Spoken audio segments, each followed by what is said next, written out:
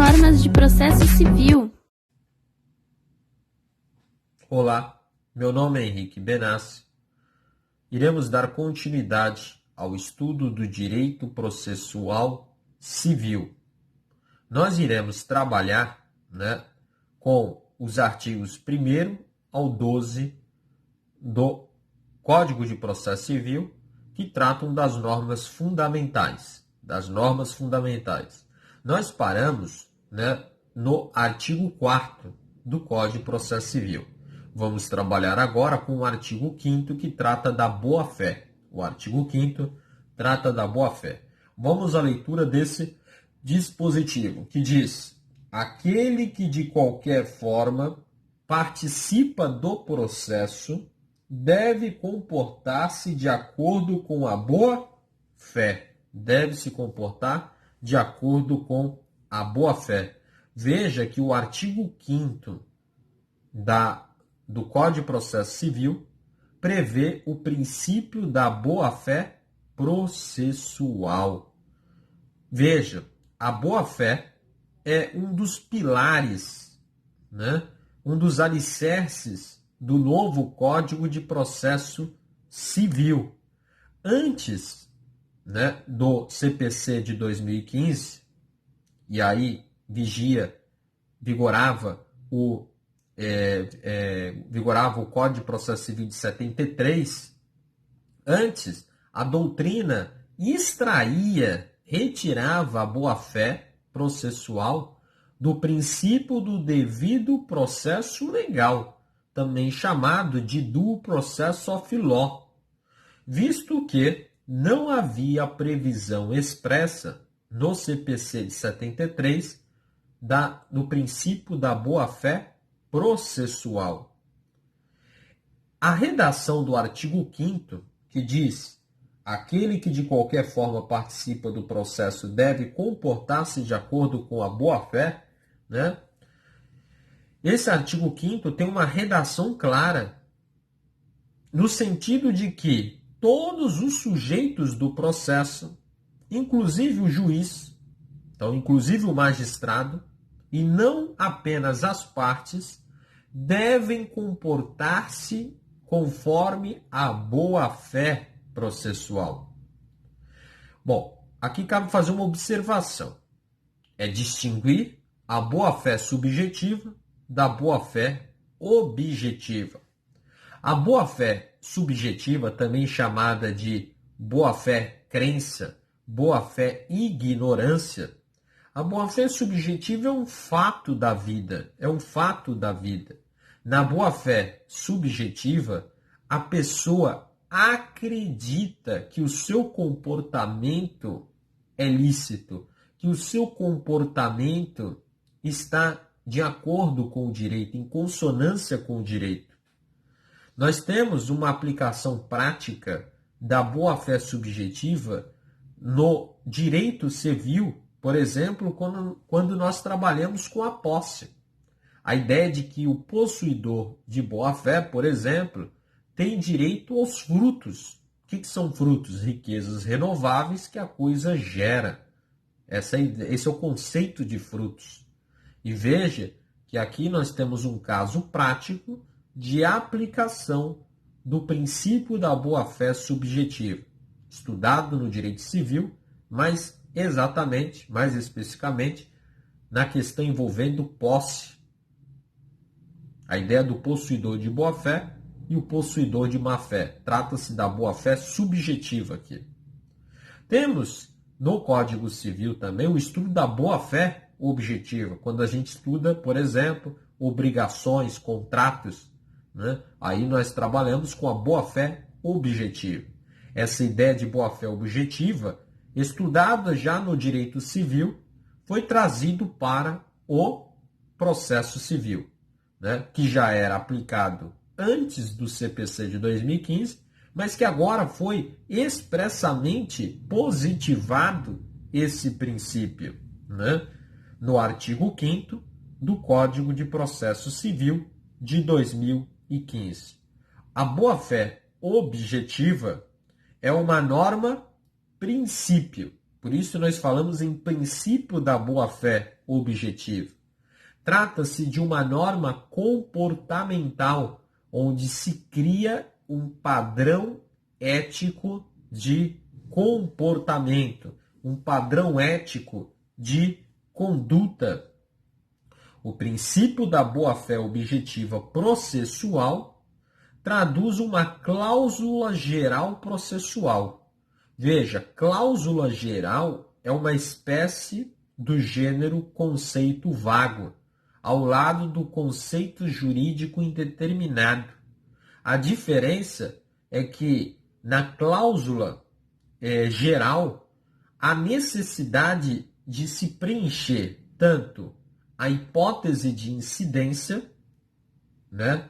Ou seja, é necessário se determinar aqui, no caso, o que vem a ser a boa-fé objetiva, e também é necessário o preenchimento, porque a norma não faz, das consequências em caso de descumprimento da boa-fé. Veja que, nesse caso, caberá aos tribunais, né, preencher essa lacuna da norma. Essa lacuna da norma caberá aos tribunais preencher, conforme ele vai o quê? Criando seus precedentes. Seus precedentes. Então, essa é a ideia de uma cláusula geral, diferentemente de um conceito jurídico indeterminado, por quê? Que é uma espécie de conceito vago. Mas no conceito jurídico indeterminado, o preenchimento é apenas da hipótese de incidência, do conteúdo, e não das consequências. As consequências já estariam disciplinadas pela lei. Agora, quando a gente trabalha com o princípio da boa-fé objetiva, nós estamos trabalhando com uma cláusula geral de boa-fé processual. Nesse caso, é necessário, né, que os tribunais digam o que vem a ser a boa-fé objetiva e quais são as consequências para o caso de descumprimento dessa boa-fé. Então, cabe aos tribunais, né, estabelecerem os padrões éticos de conduta, os padrões éticos de comportamento, os chamados standards.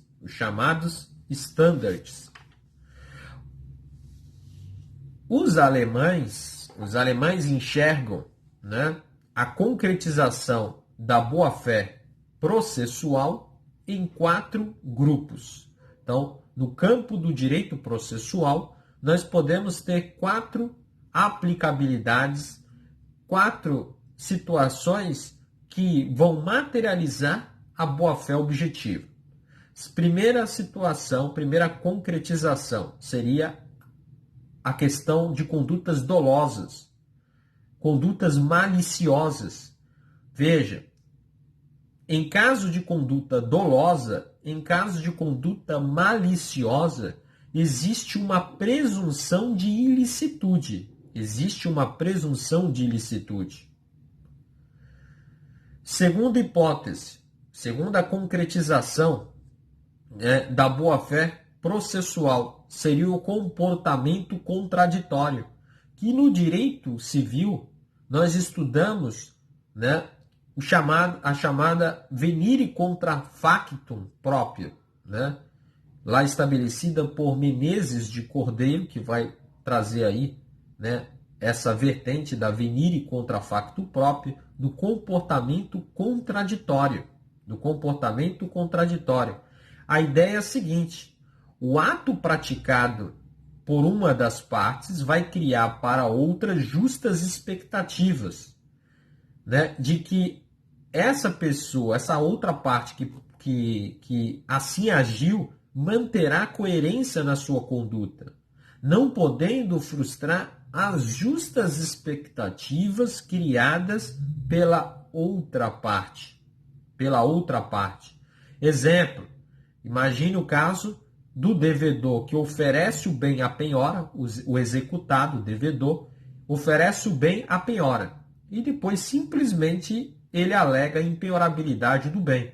Veja, trata-se de um comportamento contraditório do executado, do devedor. Ele não pode se valer dessa benesse dessa impenhorabilidade do bem se primeiro ele deu o bem a penhora e depois ele alega essa matéria em seu favor, essa matéria defensiva em seu favor.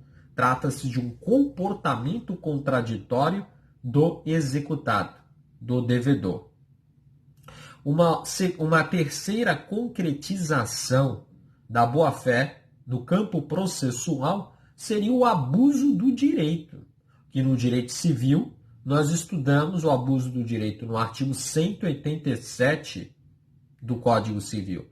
No abuso do direito, né, aquela conduta praticada pela pessoa tem uma aparência de estar conforme o direito. Aparentemente, olhando, né, aquela conduta em si, né, externamente, ela é uma conduta, né, legal, lícita, conforme o direito.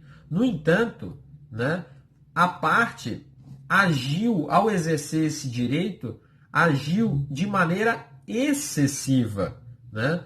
Esse abuso do direito deve ser entendido como um comportamento ilícito da parte. Um comportamento ilícito da parte. Um exemplo de abuso do direito pode ser o caso, né, citado pelo Fred Didier, né, que vai exemplificar da seguinte forma. Imagine que o autor, né, negue a sucessão processual caso um terceiro adquira o bem do devedor. Veja, para que haja sucessão processual do terceiro que adquiriu o bem do réu, que é o devedor, é necessário que o autor consinta nessa sucessão processual. No entanto, esse consentimento, a recusa do autor, ele tem o direito de recusar, tem que ter um mínimo de fundamento, de justificativa. A recusa por mero capricho do autor configura hipótese de abuso do direito por parte do autor.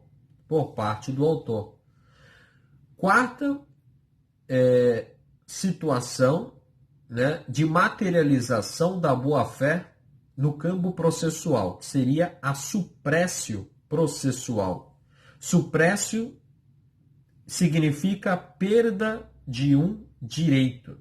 Quando o titular de um direito não exerce esse direito por um determinado tempo, vai gerar para a outra parte uma expectativa de que esse direito não será mais exercido pela parte. Essa é a ideia. Nós podemos citar um caso de suprécio processual, mais um caso, né, mais um exemplo apresentado pelo professor Fred Didier Júnior, que vai dizer o seguinte. Ele cita o seguinte exemplo. Imagine um processo que dura 8, 10 anos.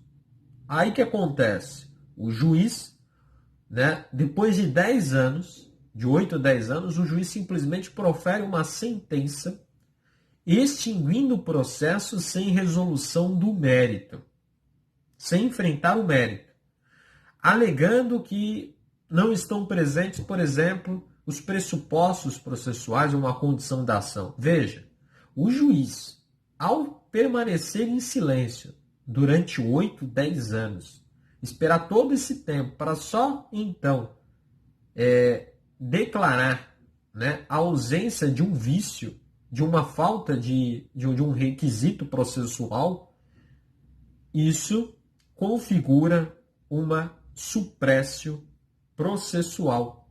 Por quê? Esse silêncio do juiz, a inércia do juiz durante todo esse período, gera uma expectativa para as partes de que o processo estava regular, Então, essa é a ideia da suprécio processual. Suprécio significa perda do direito pelo não exercício desse direito por um determinado período de tempo, capaz de gerar justas expectativas à parte de que esse direito não mais será exercido.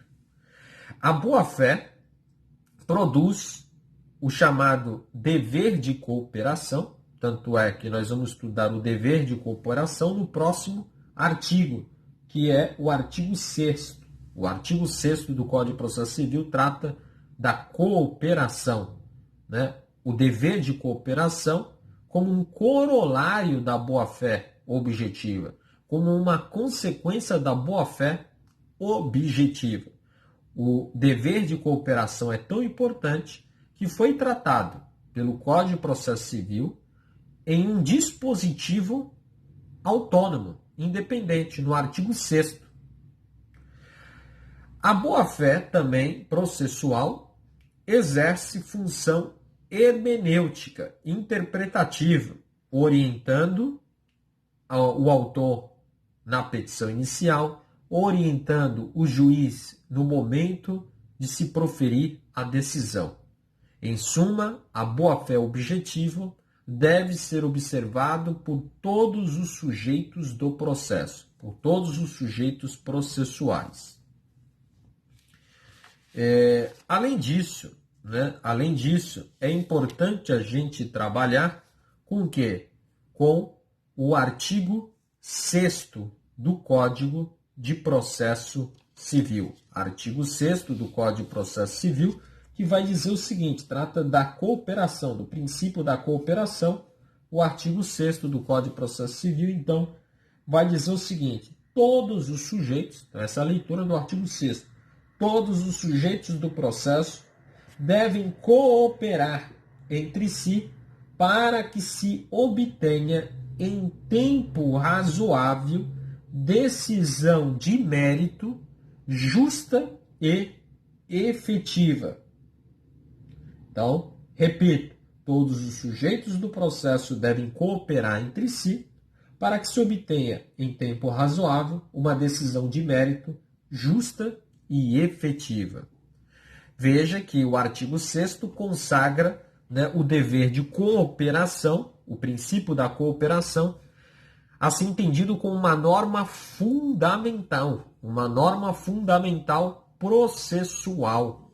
A ideia de cooperação não é uma ideia nova, não é algo que surgiu do novo Código de Processo Civil. Veja, o dever de cooperação já existia muito antes do novo Código de Processo Civil. Inclusive, esse dever de cooperação já era afirmado há décadas, por Barbosa Moreira. O princípio da cooperação define um modelo processual que vai se contrapor a dois outros modelos, que são modelos extremistas. De um lado, eu tenho o modelo publicista, do outro, eu tenho o modelo adversarial, o modelo clássico, liberal. Esses dois modelos, estão nos dois polos, nas duas extremidades. A ideia da cooperação, do modelo da cooperação, é justamente o quê? Encontrar o ponto de equilíbrio. No modelo publicista, o juiz é o grande personagem no processo. O juiz assume muitos poderes. O juiz pode, inclusive, interferir, conduzir, decidir no processo. Então, o juiz vai atuar no processo no sentido de interferir, no sentido de conduzir e de decidir no processo. Então, veja que pelo modelo publicista, o juiz tem grandes poderes, tem maiores poderes.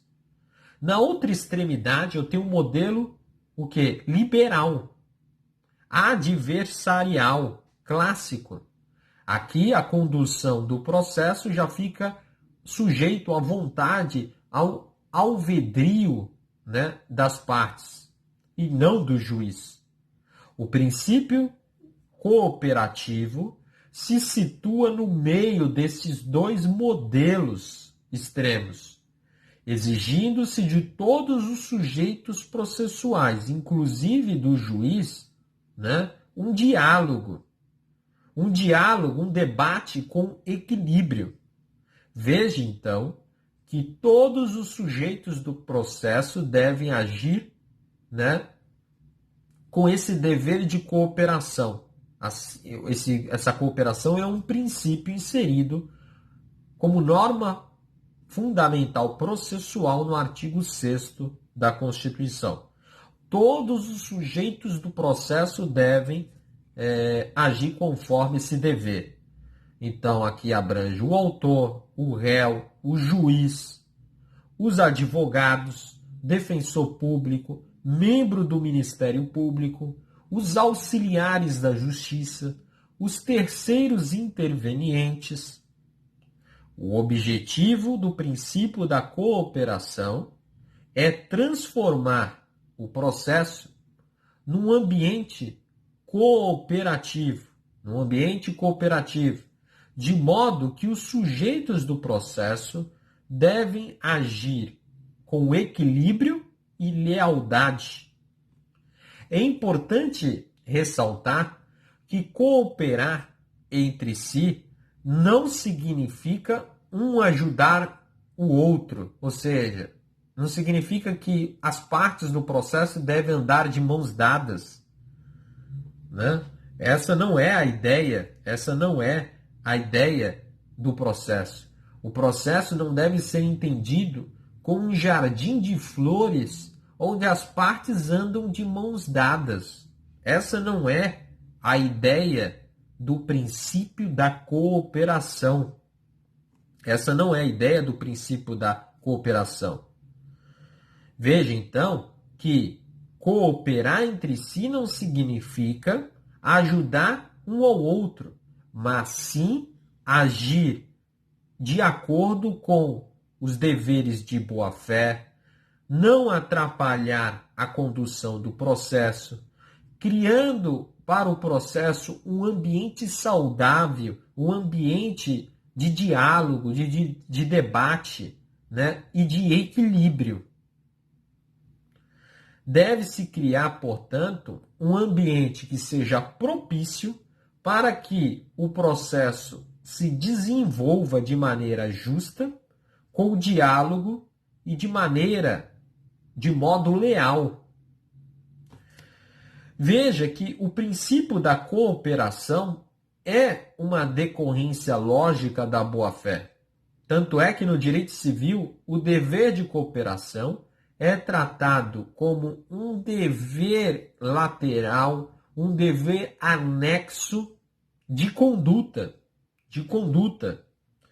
O princípio da boa-fé, então, é um corolário, é uma consequência da boa-fé objetiva. O princípio da cooperação vai criar para o juiz alguns deveres, né? O princípio da cooperação vai criar para o juiz alguns deveres.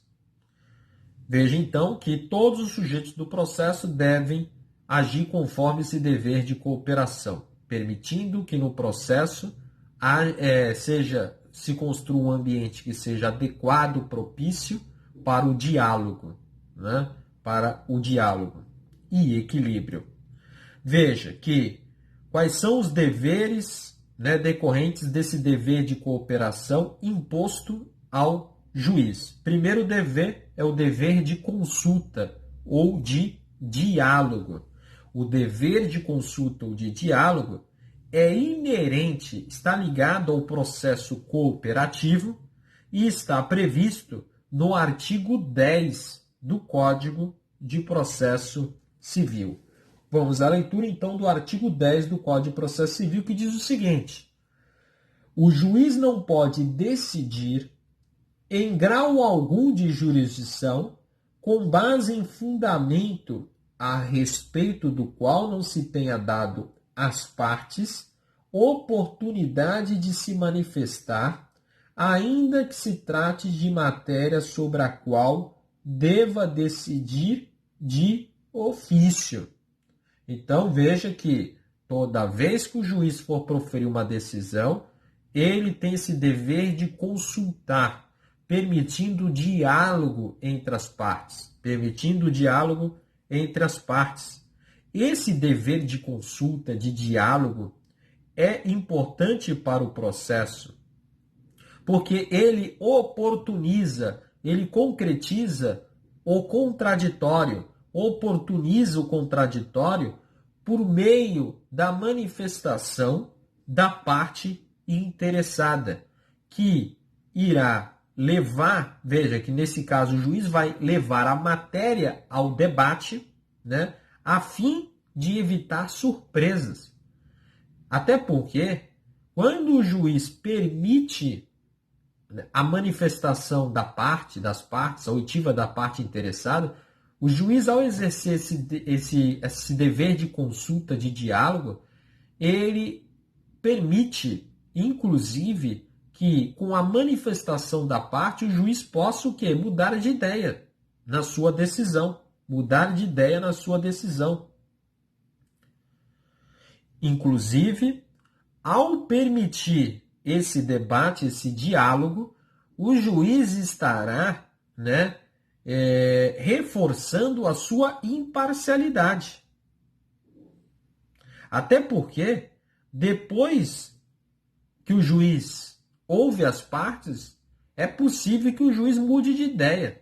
Veja que, de maneira alguma, esse dever de consulta, de diálogo, afronta, viola o quê? A imparcialidade do juiz. Pelo contrário, reforça esse dever de imparcialidade. Veja, inclusive, evita recursos. Imagine, por exemplo, que o juiz, ao analisar o processo, verifica uma possível situação de prescrição.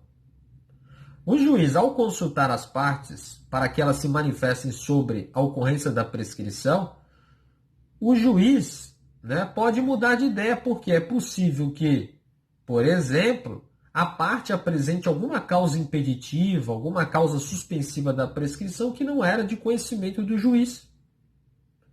Evitando-se com isso o quê? O reconhecimento de uma prescrição descabida, indevida. Então, esse é o primeiro dever, é o dever de consulta, de diálogo, que está previsto no artigo 10.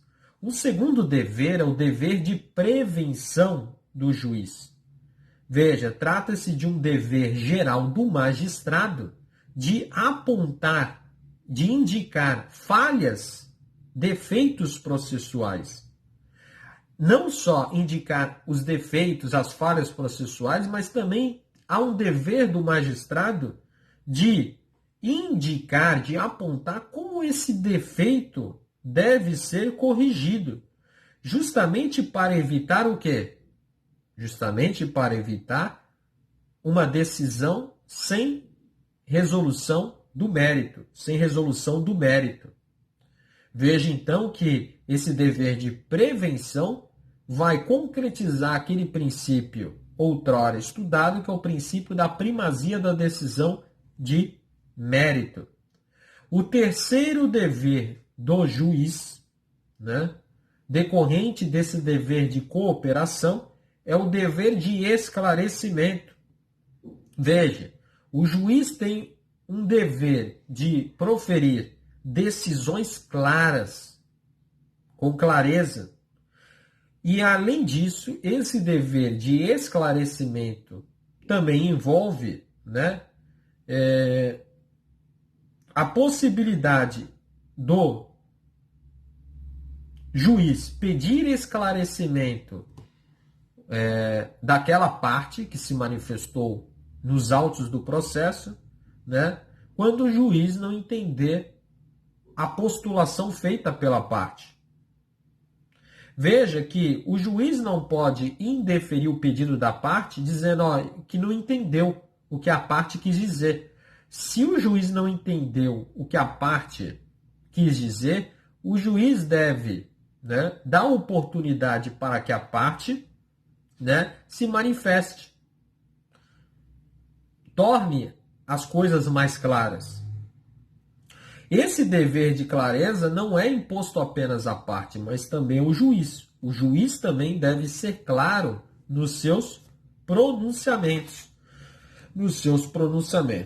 Bom, com isso, nós vimos o princípio da boa-fé objetiva e o dever de cooperação previsto no artigo 6º.